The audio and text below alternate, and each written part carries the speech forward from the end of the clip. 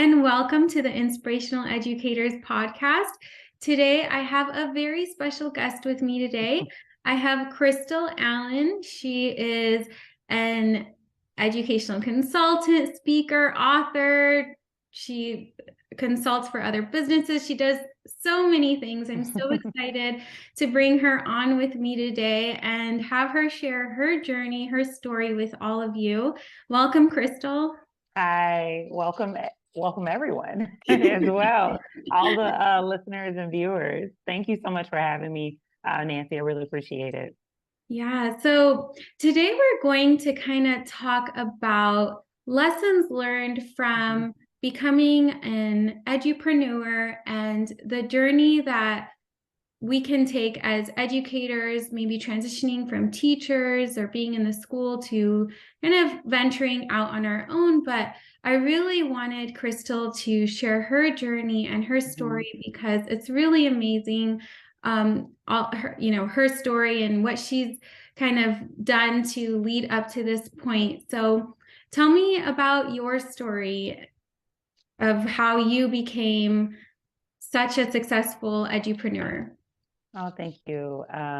I definitely think it's really, really important for people to know that there are diverse pathways to enter into entrepreneurship, particularly entrepreneurship in the education sector. And for me, it wasn't necessarily the product of a journey of seeking to be a business owner. I was a teacher, then an instructional leader in terms of being a special education coordinator, then assistant principal, and then the principal of the school. And the school in which I led was one that was considered to be a transformation or a turnaround campus. And so I did a lot of work with school turnaround in terms of academic performance of students with a team that I got to work with every day, as well as culture and climate transformation.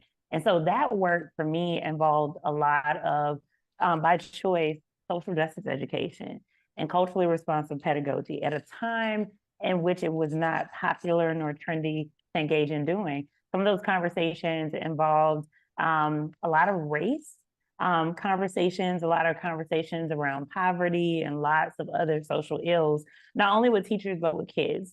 And so the choice and the commitment and conviction to lead and guide that work actually led to me being in trouble at work.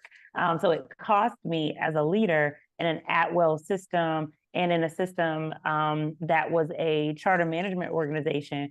It cost me my literal job to lead in an authentic way that I felt that our learners in our community really appreciated and needed.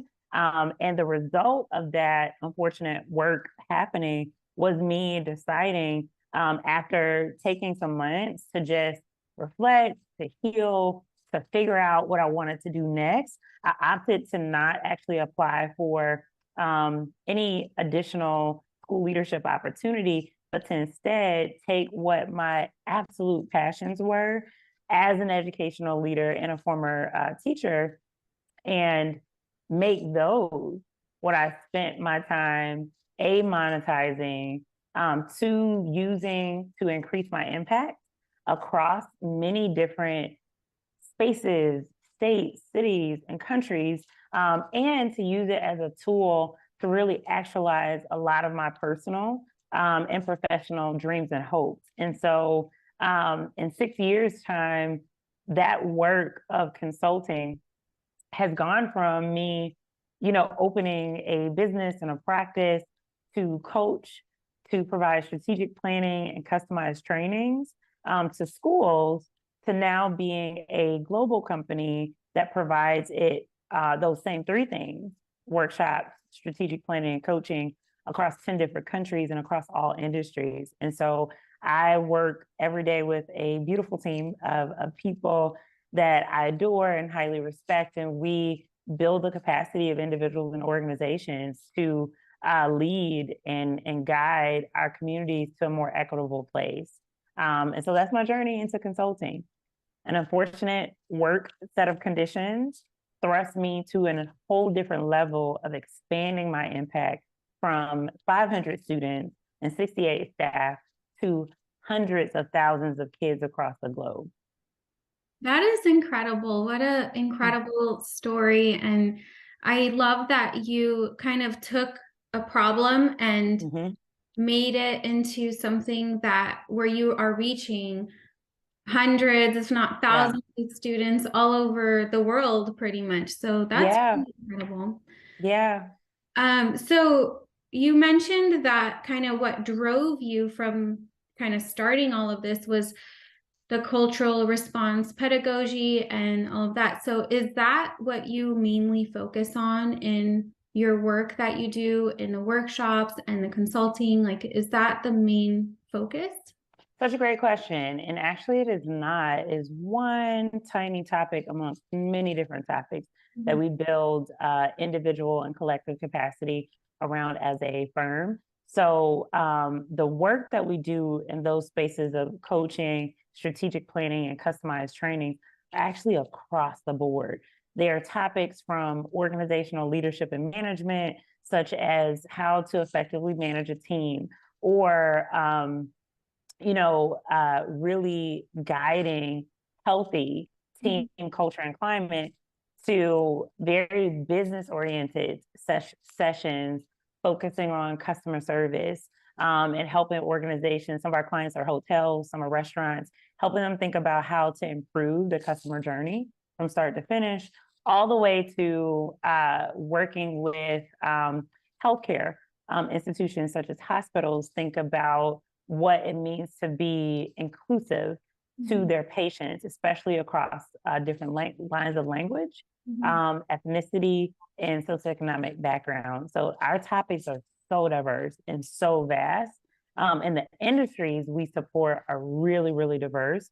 So the education sector is just one sector of many different sectors we support. And within education, culturally responsive, pedagogy and trauma-informed pedagogy, and so many different approaches to teaching and learning are just some of the examples of the work that we do. And it shows that, like, sometimes as educators, we might think that that's all we can do is just be a principal, but it shows that this information and our skills can vary and be, developed into other sectors. Oh my gosh, they can. There's so many aspects of what we do as educators that are very transferable to other industries. There are some things that are unique to those industries. When we talk about smart goal setting in the education, sense, we're talking about assessments. We're talking about formative and summative assessments for kids, right? And monitoring their progress and making adjustments.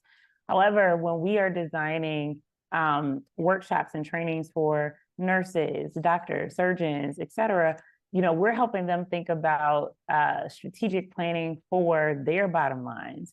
Everything from, the rates and the time of a patient being in the ER from check-in to check-out, right? We're thinking about whether or not our patients who speak Spanish or Vietnamese or any other type of language can easily access even the patient waiting room, right? Or follow-up communication post a surgical procedure being done, how easy it is or not for them to feel that they have the follow-up care that they need. And so while there are some parallels, for instance, to doing equity work in any sector, there are some things that are really specific to each sector. So I love being a researcher, as well as a learner on the ground in these different environments, really learning and thinking from a customer or consumer perspective, because I have doctors, I have visited hospitals. And so I'm thinking both about best practices and pedagogy, but I'm also thinking about what would I want and what do I wish those in the healthcare field did differently, even in my own experiences as a woman of color, as a millennial, et cetera. Right. And that's so interesting because it's kind of like being in the classroom, but way bigger. Oh my gosh, yes. As Yes, a yes, teacher, you have to think about the English you language do. learners. You have to think about You including do. everyone, differentiating all of that. Yes. And when you're in kind of more of a business setting or healthcare setting, Hmm. you don't really think about that stuff. That stuff doesn't Yeah. come up. So that's really Yeah. amazing that you're able to reach all different kinds Hmm. of businesses and people to be Yeah. able to make it just a better environment overall. Absolutely. And I will say that, as a coach to business owners and particularly consultants, lots of consultants or folks that I get to spend time helping figure out how they will launch their business or grow it or scale it. I always encourage people to tap into their inner um, guide of understanding what problems they feel really passionate about solving and centering their consulting practice Mhm. on creating services that can be solutions Mhm. and relief to those problems or issues. I also guide people to pay attention to what really like lights their fire, right? Mhm. Like what are they very, very passionate about? And um, really allowing that to also guide their model. So in my case, although I began in education consulting business exclusively, I was really passionate about making sure that leaders and organizations did right by people. And I always have been, Mhm. because justice is one of my personal top 5 core values. And so I noticed that even when I'm outside of education and I'm working with a nonprofit that I might be a cohort member of some of their programming or any space that I'm in, even at church, like no matter what group I'm a part of, I pay a lot of attention to their policies, their practices, whether things feel right and inclusive. And I pay attention to what education and those entities looks like. And I then recognized that what I cared most about was making sure that organizations got the supports they need to become better and not necessarily just schools. Mhm. And so that aha helped me realize that you are actually called to teach and to help people, but it is not exclusive to the walls of K-12 education. Mhm. And that is not always the case for consultants. Sometimes people feel exclusively called to the early childhood sector, right? Or K-12 or higher ed or alternative schools, or they're agnostic Mhm. like myself and really feel called to just orgs in general and institutions. And so I think the most powerful businesses in terms of social entrepreneurship are businesses where people have really deep clarity of really their passion, but also the theory of change of their work behind the work that they do. Right. So the theory of change in my own work is this belief that when we build the knowledge and the skills and we support the development overall of leaders of institutions and organizations, it trickles down to those organizations improving their practices and their services and their programming for communities. Mhm. And if they do that, that means that communities are getting what they deserve and what they need from those entities, right? To make the world a more just place and to improve the quality of life. And so with schools, I realized that if principals are just highly effective, they will run highly effective schools. Mhm. Teachers will get the supports they need. When teachers thrive, our children thrive. And when children are thriving in healthy schools, it blesses an entire community.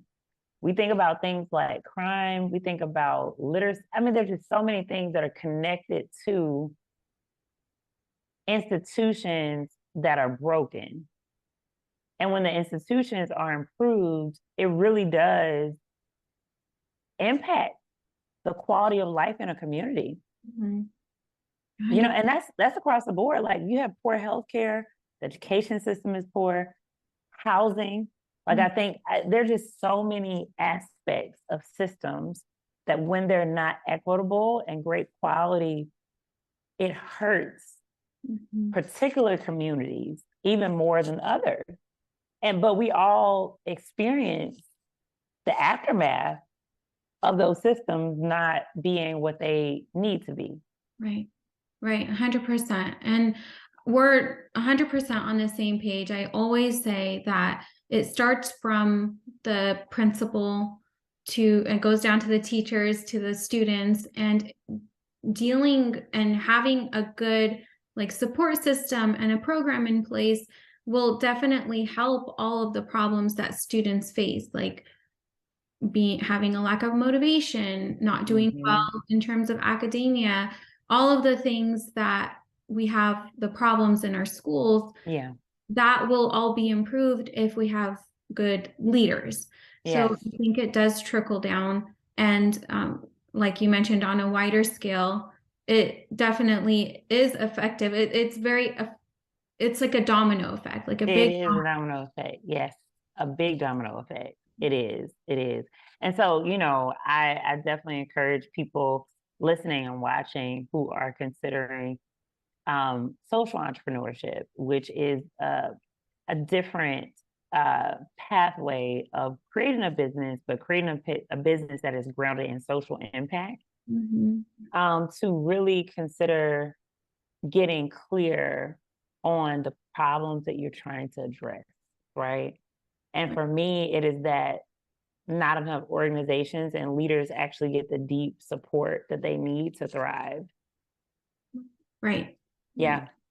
So what would you say would be maybe your top 2 or 3 major challenges when you started into the entrepreneurship journey? What would you say were Yeah. those challenges?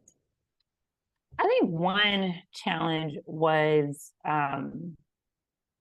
my inner thought life in terms of imposter syndrome and feel like I'm not good enough to do this, feeling like no one would listen, feeling as though what I wanted to do, I could fail at, miserably, because it was so new and so new for me to delve into. And so I think one of the biggest, and this doesn't mean though that I did not move and take action, because even afraid, I still moved. I got an LLC. I did all these different things. I put myself out there pitching, sending cold emails, thinking about, and when I say a cold email, I mean reaching out to a person I've never met a day in my life and really just introducing who I was, how I could support them or their school. Thinking back to people that I've met at conferences, people that I was a part of leadership cohorts with, and really pitching myself to them as a consultant now and sharing what it is that I could do to benefit them or their organization. But all of that I did while at the same time still questioning, what are you doing? And are you really qualified to be doing this? And will this work? Like, I felt all the emotions and still moved. And that's a lesson in and of itself, that the emotions you feel, the thoughts that you have, can sometimes feel defeating, deflating, fearful, all the things. To have those thoughts is very human. Anything that is brand new, especially when you have established a career with an employer and you are very clear on how to be highly effective in that regard, and you have been, starting something brand new from scratch with not necessarily the blueprint per se of what it means to be highly effective or how to get to X place can be scary and unnerving. And so allowing yourself to own what you feel, but being courageous enough to push back on those thoughts to say, I am highly qualified. I do know a lot in this regard, right? I have lived this. I live and move and breathe this. I have years of performance evaluations that speak to this being my strength. Like, all of that has to be fuel to create counter narratives so that that negative self-talk and the doubtful self-talk doesn't dominate you to the point that it cripples you from acting and moving forward, right? So I think one key lesson is to monitor what you're thinking and feeling, but it's also to keep moving. You have to keep going and putting forth action. I think the second major lesson learned was that you must build it in order for them to come. And people have heard that phrase from famous films and popular culture, but it's true. Before K. Allen Consulting was a brand with employees and contractors, I use the language we, us, our. I've always spoken of this business as our company or what we do, da da da. I never spoke of it as myself because in my heart, I wanted it to grow to be something beyond me. And so it then was important for me to begin to build systems and put things in place that would be beneficial for a team, not necessarily just me. And so that also impacted my marketing and branding moves. And so even in the caption of social media, if you scroll back to like this business started in 2017, but if you go to social media platforms and you read the caption, even when it was only me, it was, our firm specializes in da da da da. It was also important for me to say, I want to one day serve systems as large as Los Angeles public schools or Chicago public schools and things of that nature. And even when I had one individual school client, I thought to myself that I want to move and exist in the world as a legitimate, more mature company. And what do legitimate, mature companies do? They have polished photography. They have polished videography. They have graphics, like they do these things, right? So I was very intentional about making sure that my logo was on everything, that the pictures that I posted online weren't blurry. They were very clear, right? That I got action shots when I did get a gig or opportunity, that I captured testimonials in real time. I was doing all the things, and that then created a sense of momentum, not only from a follower, right? But momentum inside of me to say, you can do this. If you got one contract, you can get another, right? And I really always have operated with the end in mind, right? And in that regard, it's interesting. There's a meme on social media that talks about the power of your tongue, right? And what you speak over yourself and over others. And there's this line about people referring to your business as this little business. And I never did, right? So, when people would joke like, oh, yeah, you're side business or whatever, I'm like, my company, our organization, right? And so I say all that to say, I think it's really important to treat your business from day one with the utmost respect that you would give a McDonald's as a brand or anything else. I think even when you are working part-time in your business, you could treat your work hours for your business with the utmost respect and dignity and honor as you would the time that you would work for an employer. So when I had time, because I worked a part-time job for the first 2 years of my business and then consulted the other time, I would say, okay, I'm going to work these hours, and then on Thursday and Friday is my time. I got up as if I was going to any other job, and I started working on the business, whether I'm creating graphics, whether I'm looking through websites to see school systems, failing school lists, whether I'm trying to populate who am I going to reach out to. Like, I worked my business as if it were my full-time job. In the 2 days that I had, And because I treated it with such care, similar to a garden analogy, it grew. Mhm. And because I think sometimes what happens is that our thought patterns dictate our actions. So if you don't think that much of your business, you don't actually tend to it. You tend to it differently. You're like, oh, I'll get around to it. And I'm like, no, like this is gonna be my life. This is going to be my livelihood. Mhm. And I also have an expiration date. By this time, I need to be full time in my business. So in order for me to be full time 2 years from now, that means I have to hustle and grind and make it happen to acquire prospects and leads and consultations and contracts. Yeah. So that's a big second lesson, I would say, is making sure that you are doing the work, right? And respecting your business, and operating with integrity to who you can be and who the business can be, has the potential to be.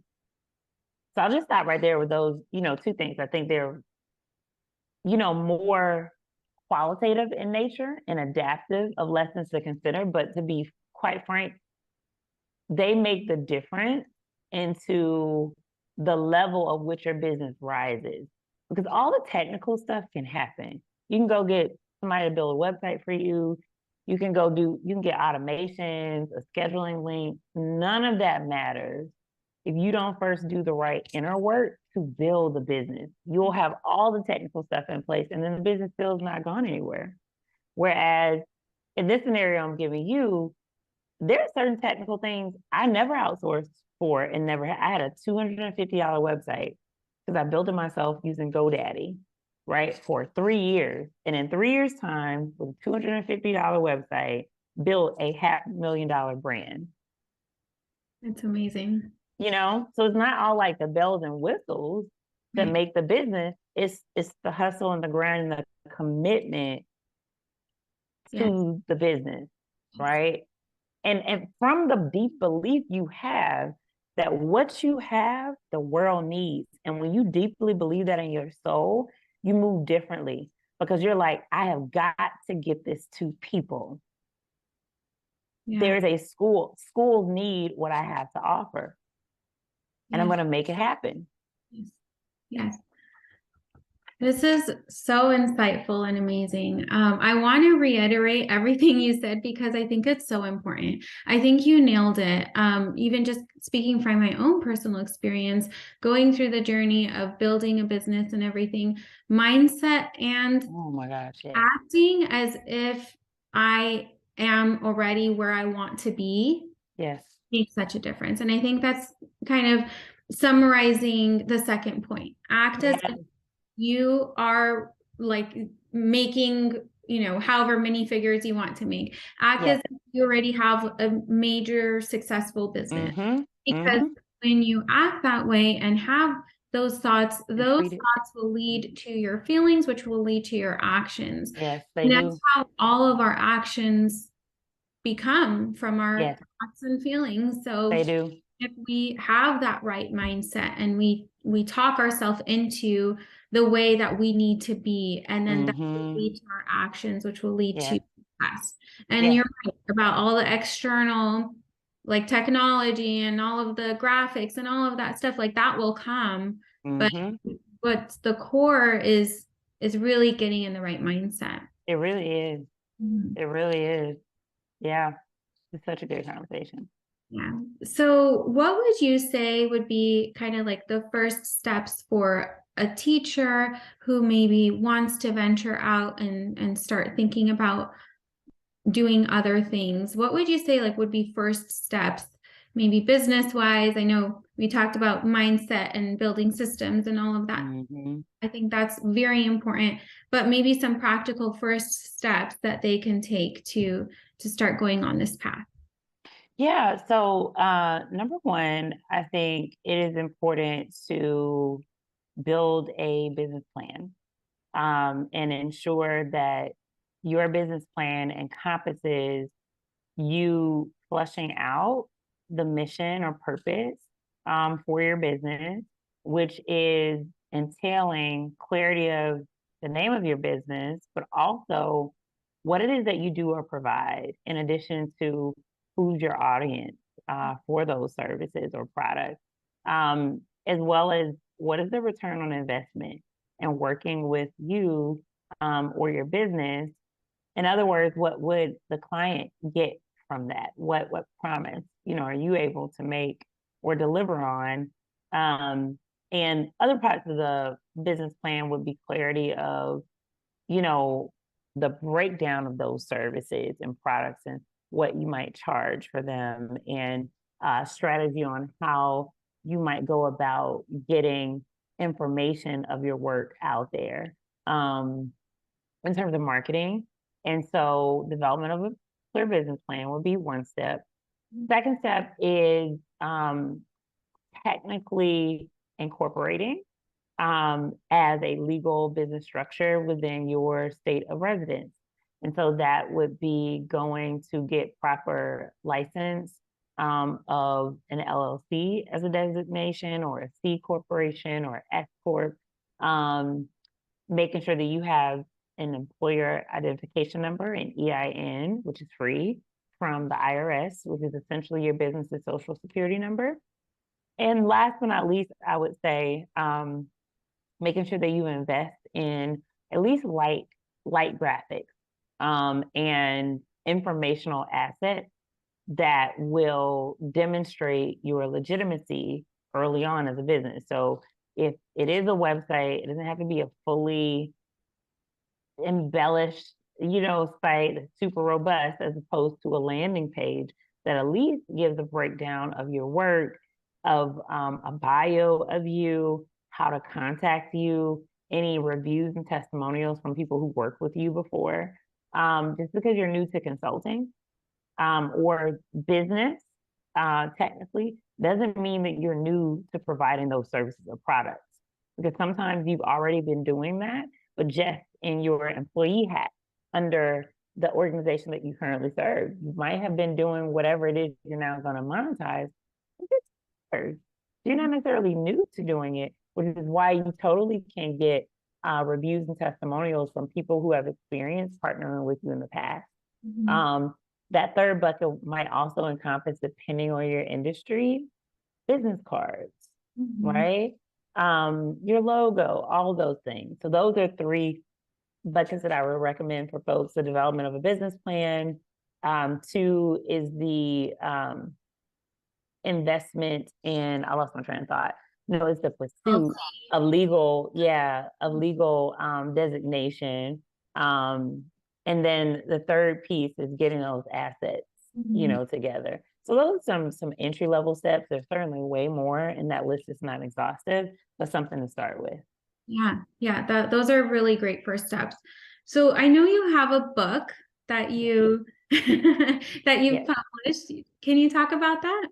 Yeah, so the book is called What Goes Unspoken: How School Leaders Address DEI Beyond Race. And it is a really, really amazing text that accomplishes a few different aims. One, it pushes our thinking that diversity is not only about race alone. It is important to center race in everything that we talk about related to diversity, equity, inclusion, but it really opens the eyes of educators to aspects of our identity as adults, but also the identity of kids and families, to gender, to socioeconomic background, to age, to geographic culture, to neurodiversity, to so many different aspects of people's lived experiences that sometimes educators, leaders, and even policymakers don't think of. The need to be mindful about. Second thing that the book does is provide then guidance for how schools can move from talk and theory to real concrete action and accountability when it comes to operationalizing DEI within schools. So it gives a breakdown of many different areas of a school's operation, from school finance and budgeting to school board governance to teaching and learning to human resources at HR. It gives many buckets, and in each of those buckets, it essentially gives you a guide of questions and recommendations for best practices of how to drive DEI in that area. And that is super important because for a long time, we've centered conversations of equity and diversity and inclusion just in the classroom.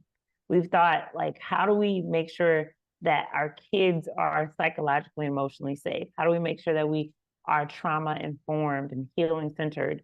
How do we make sure we do X, Y, and Z? And the reality for me is that we have to create an entire community, entire school community that embraces these principles of diversity, equity, and inclusion in everything it does, not just the classroom as one area to be intentional about. So from an HR standpoint, operating with a DEI lens impacts your hiring. It impacts performance evaluation. It can impact any and everything.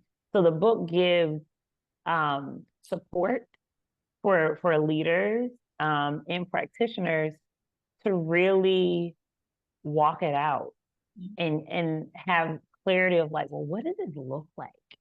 Like, they get that clarity. And the last thing I would say that the book accomplishes is very candid dialogue of what doing the inner work as a leader encompasses, right? Because it's easier to talk about what should the teachers all be doing, or, you know, what should the literacy coaches be doing?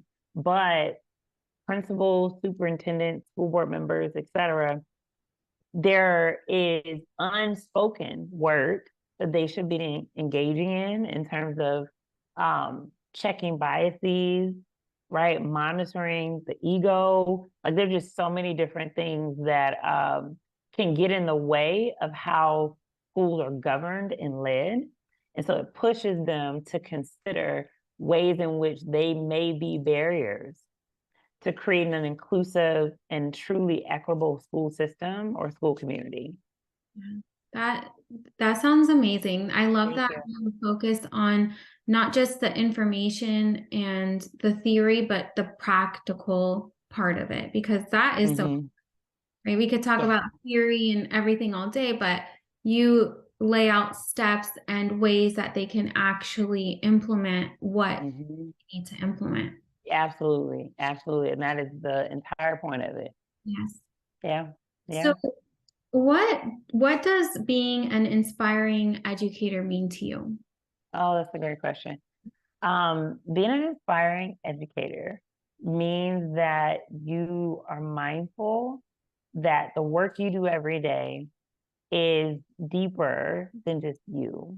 It is mindfulness that every word that you share, every action that you take has the possibility of impacting many, right? Well, those many are young people, whether they are parents, guardians, community stakeholders, whomever the audience is, you recognize your power. You recognize and see and own your light, and you act within it responsibly, right? And so I think therein lies, and I don't know how often these two concepts are pulled together, but I think living and pursuing being inspirational also takes courage, because it is easier to just do something and say, like, I did it and I can keep it to myself, or I don't have to share it with others, or whatever the case may be. I think that it actually does take courage to say, you know, there's this hurt or trauma, for instance, that I've undergone, and I'm afraid to share that with anyone because I feel like it'll be embarrassing. So then shifting to realize that you may be in a point in your healing journey where it's not only great for you to share it as a sign that you've grown and you can even share it with others. You're at that point now, but it's also something to think about, the fact that your story and where you are now is a testimony. It's a testament. And other people's ability to hear it can also help set them free. It can jumpstart them on a journey of healing, or it can just accelerate some of their steps forward in healing because they now see an example of possibility, right? It's that moment where one mom hears another mom sharing some example that's relevant, and she recognized, like, wow, like if she did that, I can do that, right? Or if she did this, who am I not to try and go for what it is that I believe in too? So I think being inspiring takes a lot of decentering of self. Right. Yeah, that was beautiful. That was very, very amazing. Thank you so much for sharing everything with us Thank today, you for the opportunity.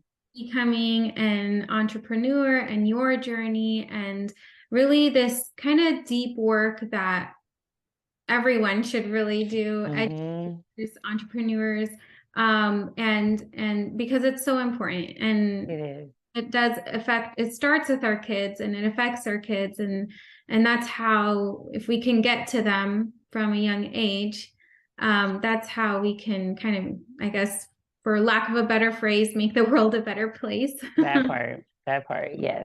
I completely agree. I am so grateful to have shared this virtual space with you, and really grateful to everyone that will be listening and, viewing this, and sending them well wishes on their journeys. Yeah. So how can people connect with you? Yeah, so they can check out our socials, being Instagram at k.allen.consulting, or on Twitter, k_Allen_consult, or on Facebook, it's just K Allen Consulting LLC. So any of those social platforms, we can be reached via those or via email at info@kallenconsulting.org. And last but not least is our website, kallenconsulting.org. So it's pretty standard, across, but website, social media, or email would be great. All right, wonderful. Thank you so much, Krystal. Thank you.